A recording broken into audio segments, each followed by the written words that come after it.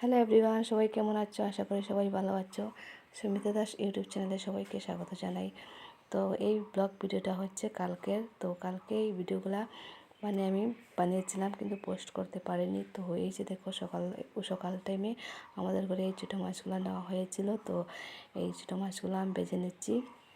তো সবটা বেছে নিয়েছি। তো লাস্টের কয়েকটা আমি উঠিয়ে নিয়েছি ভিডিওতে, তো শেয়ার করব।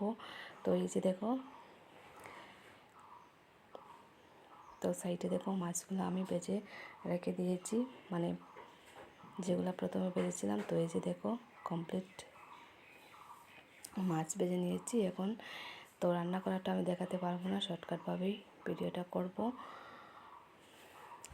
তো এখানে নিয়েছি রসুন, পেঁয়াজ, কাঁচা লঙ্কা, টমেটো পেস্ট করে নেব। তো ছোটো মাছগুলো রান্না করেছি সকালে। তো লেবুর পাতা দিয়ে, এই যে দেখো লেবুর পাতা দিয়ে এই মশলাগুলো দিয়ে ছোটো মাছগুলো রান্না করেছি। তো কারা কারা ছোটো মাছ ভালোবাসো?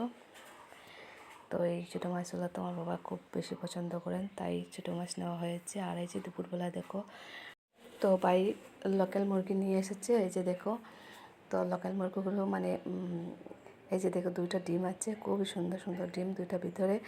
আর লোকাল মুরগিটা যে চামড়াটা জ্বালিয়ে যেগুলা, তো ওইগুলো এনেছে, চামড়াটা রয়েছে। তো এগুলা পুড়িয়ে যেগুলা বিক্রি করে সেগুলো এনেছে। তো এরকম খেতে মাংসটা খুবই ভালো লাগে লোকাল মুরগি। তো এই যে দেখো আমি বাজার থেকে আনার পরেই আমি বাইরে এই যে মাংসটা দিয়ে পরিষ্কার করে নিচ্ছি। আর এই যে দুইটা ডিম, তো আমি রান্না করার পরে এই ডিমগুলো অনেকবার খুঁজিয়েছি, কিন্তু ডিমগুলো পেয়েছি না, কোথায় যে চলে গেল বুঝতে পারিনি।